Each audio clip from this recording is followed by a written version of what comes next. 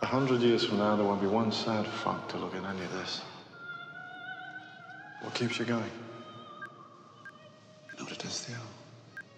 I just don't think about it.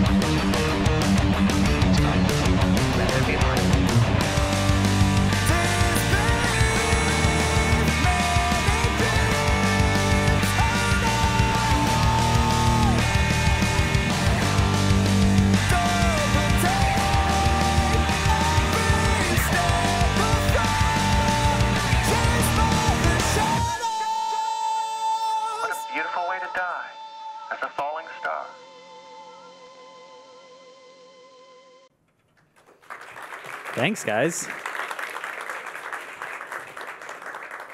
So I figured I'd start with a song, so anybody that doesn't like heavy music can just leave immediately. Because this talk is kind of about this style of music, so, you know, it's not for everybody. Yeah, that is a song called Skylab by my band Sparrow. We just put out this EP called Liars that this song is from, and it's half of a double album. That there's another EP coming out called Cheaters, which is the second half, coming out soon. And I'll be playing songs from both of those, as well as songs that aren't finished yet, just to show kind of some songwriting process things. And then songs from our first record, Skin and Bone, which came out in 2015. So, I usually do this with like a band behind me, so I feel very, very exposed. All right. So, who am I? Why am I here?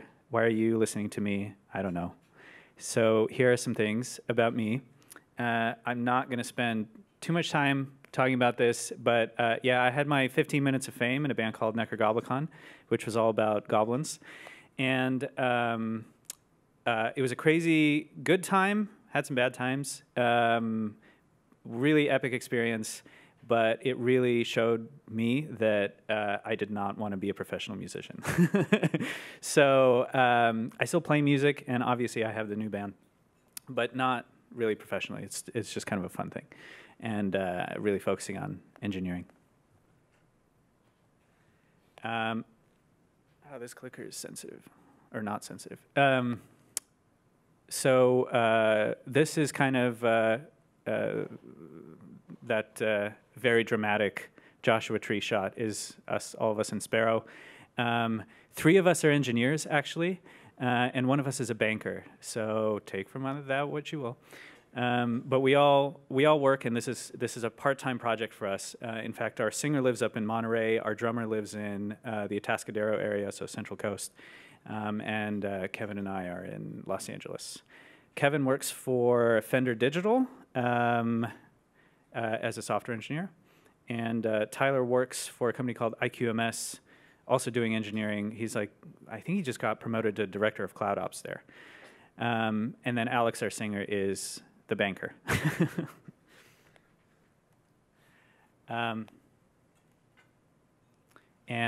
So I have a bunch of music stuff at home. I try to spend as much time as I can outside of work doing music stuff still, because otherwise I think I'll go insane.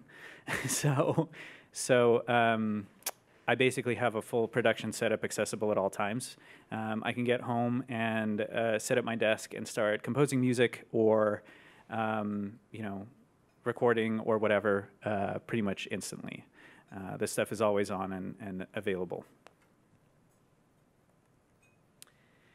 Some things that I use. This is kind of the recording side and composing side of things.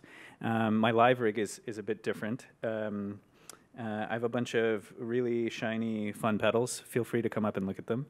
And this little amp. But these are the tools that I use for composing and recording. It's a pretty small set. There's a bunch of stuff that's not on here having to do with like effects and production. But basically, all I need for composing is somewhere to write my music. Doing it on paper is very slow. So I use Guitar Pro 7, which is the latest iteration of Guitar Pro, and it's fantastic. It's really fast. And you can write not just like guitar stuff in it, but bass, vocal lines, drums. It's kind of a generic composition tool that's just guitar focused. And then I use Reaper as my DAW, which is a digital audio workstation. It's like kind of the equivalent, the music equivalent of an IDE, like an integrated development environment. So you can compose there as well, and I tend to write drum parts in Reaper rather than Guitar Pro because it's easier. So yeah. And a bunch of the gear I use is really, really old because it still works, and new gear is very expensive. All right. So this talk is called Riffs and Songs. Most like rock-oriented songwriting has at least some riffs in it. And I think riffs are why I got into music in the first place. So, because there's always that riff that you remember, that you like if you're a fan of rock music.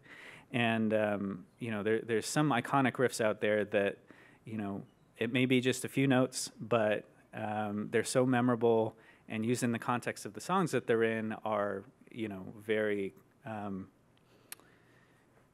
guess, iconic. So, I have some examples there. So how many people know this? Oop, as my wireless shuts off. There we go.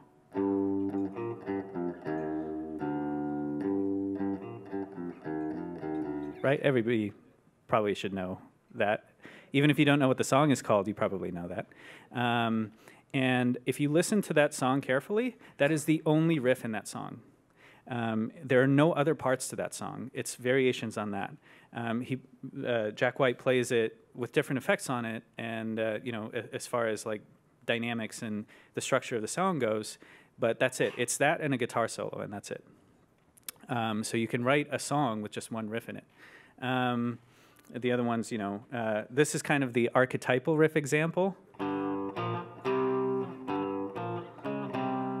But some of you here may be too young to know what that is. And then, like, in the middle, so, the White Stripes are fairly modern, and that is from the 70s. That's Deep Purple, by the way.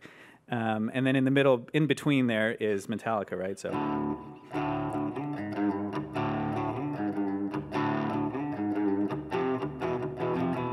Right?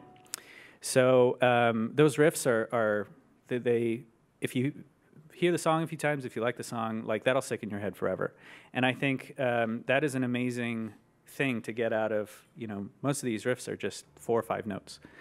And things that don't have riffs, I think tend to be memorable for other reasons, not as rock songs, but because the lyrics evoke something, the vocal lines. Or if it's a classical piece, right? It's more of this flowing composition with like the repeating elements not being that central to what emotion gets evoked.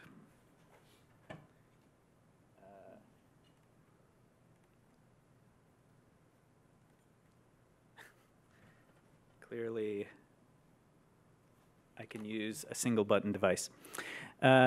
So this is kind of, I tried to figure out how to summarize my songwriting process in one slide, and this is the best that I could do. It really glosses over a lot of things, but I really start on just coming up with ideas. That screenshot, I don't know if it's readable at all on the screen here, but that screenshot on the right is my current songwriting folder for the next Sparrow record. And you can see it has, somewhere on the order of like 20 directories under it. And these have guitar profiles with ideas that kind of logically belong together. Like, they have something to do with one another. Either they're in the same key or roughly the same tempo. But other than that, within there, some of these are closer to being songs than others. Some things are just like, here's 10 ideas in one file. And some of these are like, okay, there's some structure to it. I don't know if the dates are readable, but some of those dates you can see are like from 2015, and some of them are like from 2019 and everything in between. So these songs take a long time to write, but they're being written concurrently, so it's not like, I spent 3 years working on one song, and that's the only thing I'm doing. But most of the songs like that first song that you heard, I think the initial idea for that riff, one of those riffs came up probably in like 2012 or something, and over time it got developed and developed and developed, and then it became a song. So I take a long time. I can come up with stuff quickly, but it won't be good. And I think I've written something like, I don't know, I had written something like 50 songs like when I first started writing, before I felt like I had a song that was worth anything. So it takes a lot of practice, and in my opinion. And, the first riffs and ideas that you end up coming up with are just kind of rip-offs of things that you like. But then over time, you kind of figure out how to branch off of that. Ooh, a question in the crowd. It takes you so long to develop a song. How do you know when you're done? Great question. How do you know that you're done? You're kind of never done, and it's more like giving up. It's more like I really want to stop working on this and want to work on something else now. That's generally how it works for me. The other thing too is like for my process, I start writing completely alone, and I like to I don't like collaborating at the beginning of the songwriting process, but I really need collaboration towards the end. So, I'll generally come up with like a skeleton of a song, and, it'll have some parts that are easily identifiable as like, this is a chorus, this is a verse, this is a bridge. And then involve the other bandmates, and we'll start going through it, really developing the like specific drum parts or transitions, or where the melody is going and things like that. And that's really when a song comes to life. You'll hear it today. I'll play a couple of songs that are like in that skeleton phase where it's complete and I can play through it and it sounds like a song, but it's missing. They're missing vocals, but really more specifically, they're missing some songwriting, collaborative songwriting. I think it's possible to write a good song like on your own, but I really feel like writing music collaboratively is really where the best stuff comes out of. Oh my God. Oh shit. There we go. So I'm going to play another song, and I'm going to keep this slide up here so you can kind of, maybe see if you can identify some of this stuff. But this song is the title track of our first record, and the two ideas that I initially came up with for it were this flowing chorus kind of thing.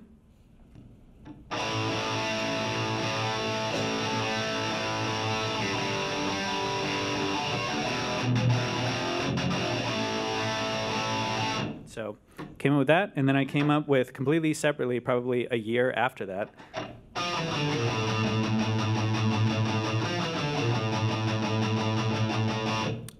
and I thought that was a decent idea to combine with the other thing because they were in the same key.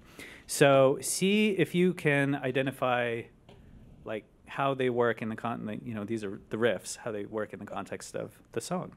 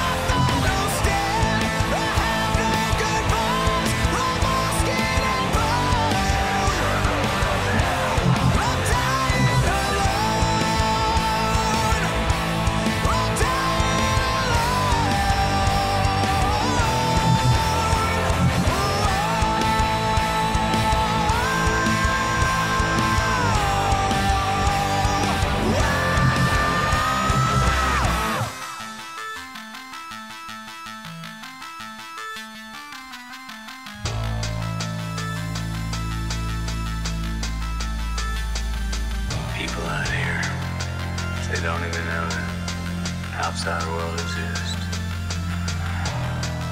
Might as well be living on the fucking moon. It's all one ghetto, man. Giant gutter in outer space. Like off the place in all that dark. The idea of allowing your own crucifixion. I tell myself I'll bear witness to real answers that have obviously been programmed. And I like the Constitution for suicide.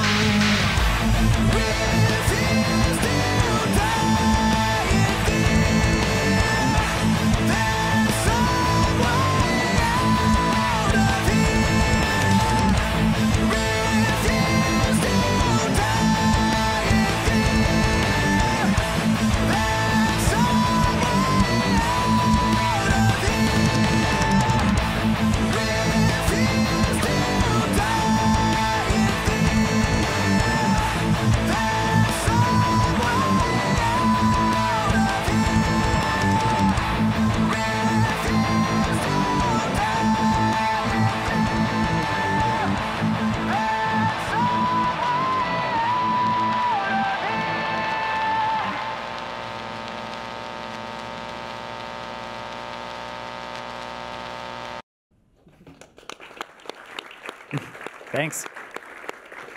Wow. Thank you. That was amazing. Cool. So, yeah, riffs and songs. The parts in that song that weren't the two riffs I showed in the beginning were all generated based on those two initial ideas. So it was, you know, that very first part is that same chord progression, but just moved up an octave, and you know, it's different rhythmically, but it's really the same thing. And most of my songwriting kind of comes down to that, which is I come up with some ideas and then figure out how to twist and turn them into other ideas. I had a question about the composition and the, like, writing songs. I'm assuming guitar is your primary instrument? It is, and I also play the drums, yes. So that was going to be it. When you're writing parts for not the guitar, do you sort of start brainstorming on the guitar, or do you go like straight to the instrument that you're going to finish on?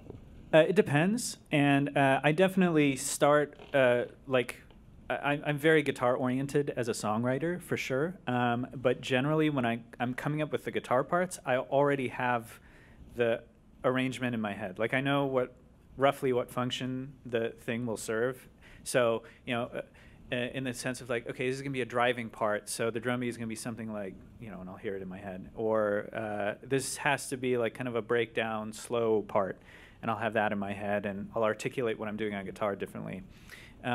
The vocals, harmonies, and like all the orchestration, like there's a bunch of synths in both of the first two songs.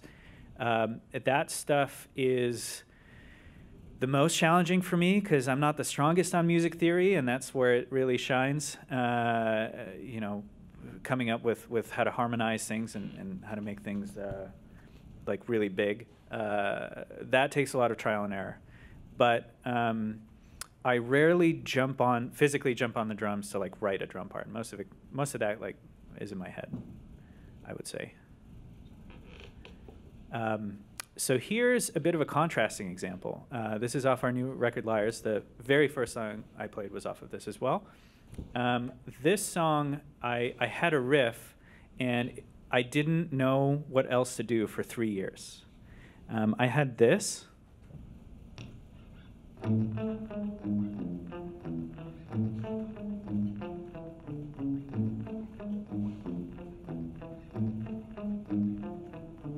And I really like that, but I had no idea where to go with it. And the most that I had was, that I could figure out was, okay, I could play it not muted,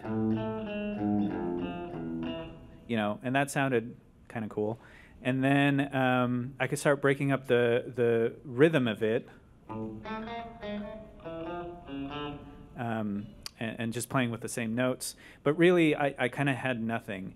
And then I almost completely separately came up with a verse filler riff.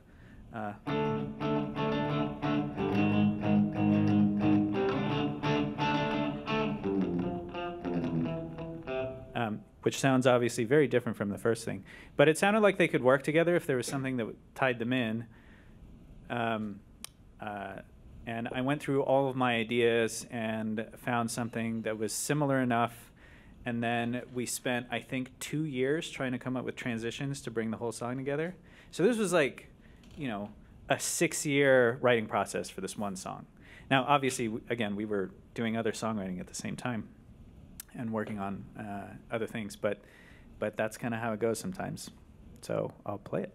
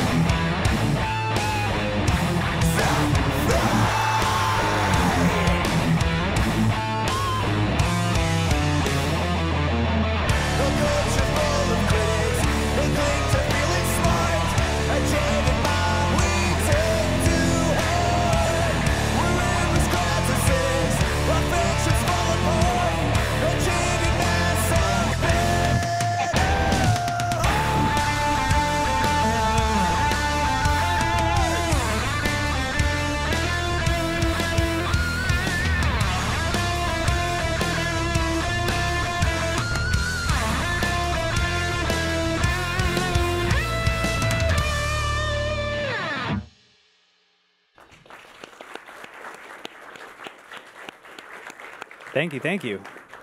How was that? Hopefully good. But yeah, so in contrast to the previous song, you can tell how much more dense this one is because, again, I think we had to have so many different ideas to tie these very different things together. So it ended up coming out as kind of this really complicated song that had to be tied together with vocals. At least to me, this feels like one of our more dense ones. But yeah, it's a really fun song to play.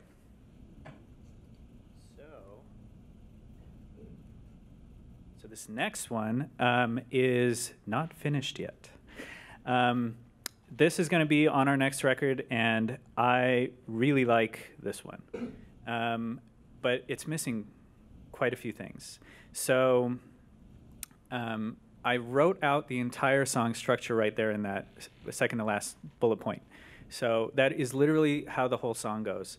And this kind of shows, like, I'll come up with riffs and transitions and just put them together, but that's not, it's still not quite a song. Like, it'll all work together, but it just needs, it needs everybody to get together, collaborate.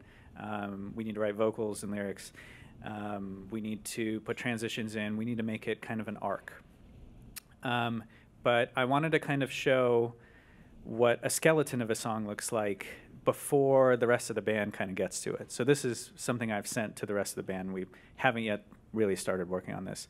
And I think this song took about 1.5 years to write. This one was kind of a quick one and just kind of came together. Also, it's fast.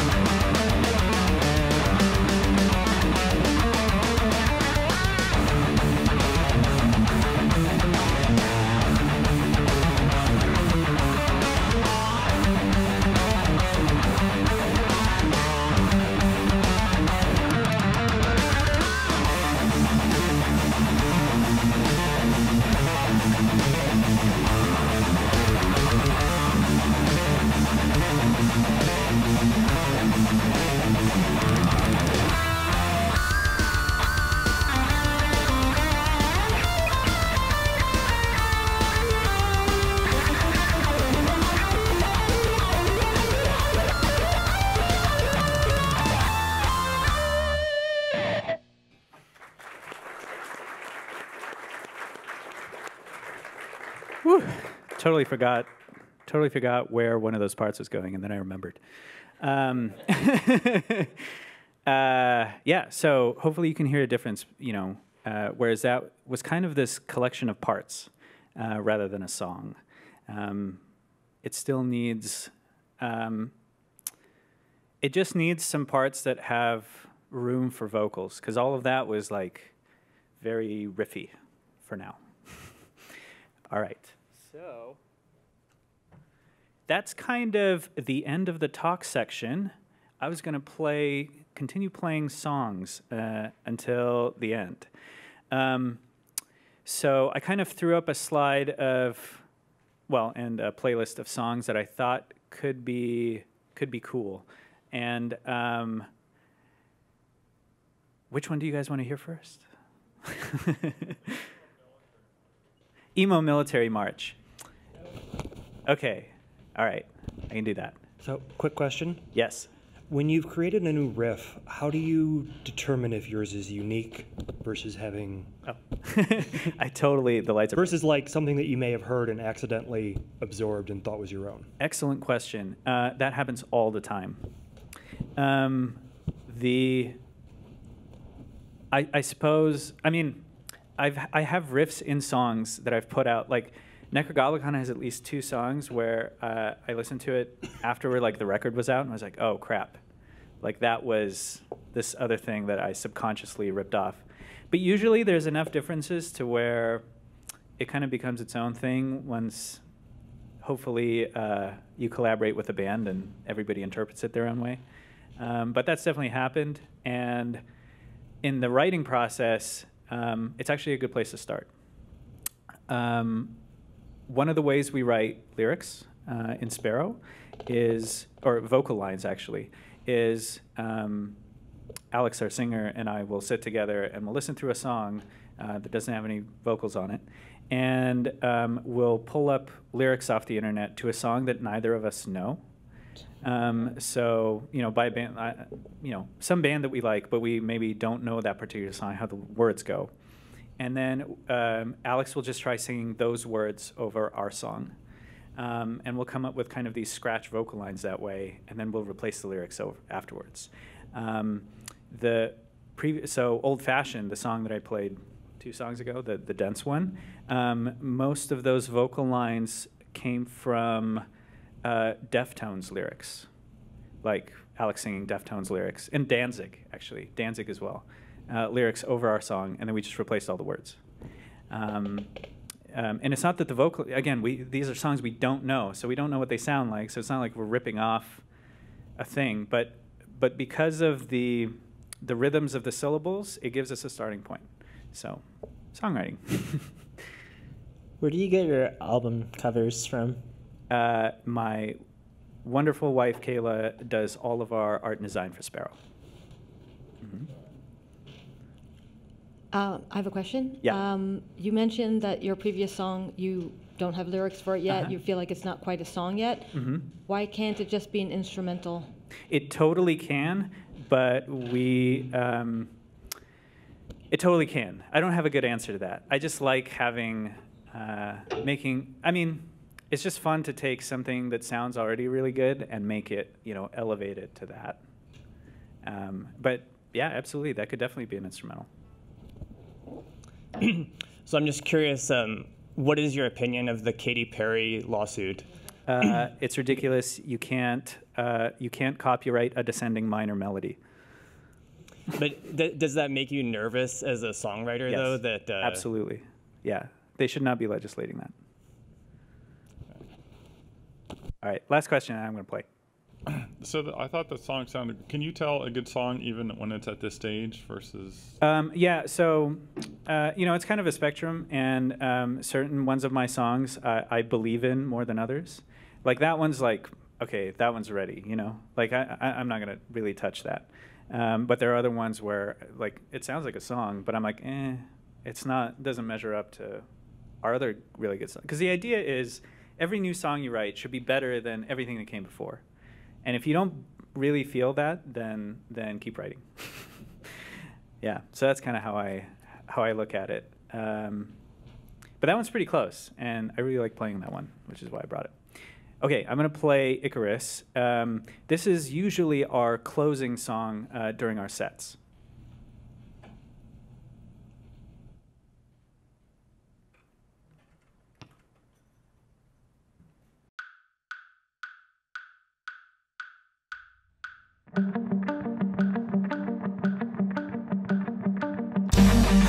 I want to leave this maze. I want my foggy days to end. Hope I can start a trend.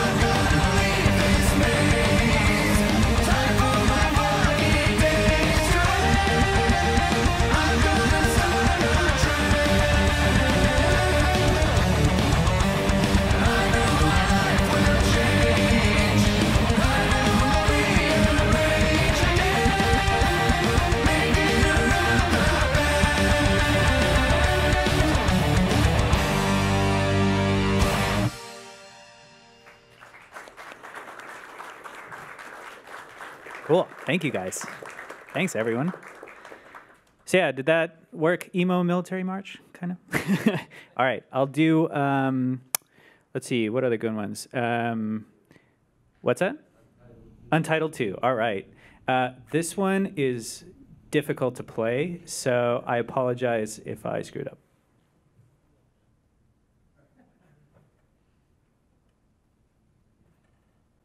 We'll see how this goes.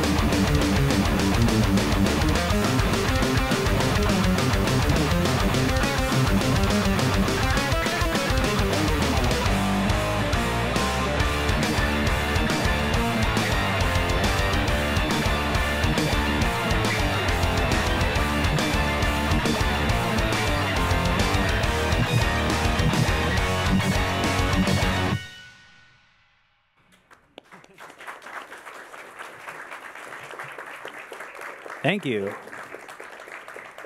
I have one more, maybe it's 12:58. I could probably do it. What do you guys think? One more? Anybody? Nobody cares?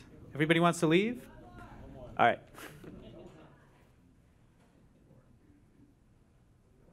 This is Paper Plane.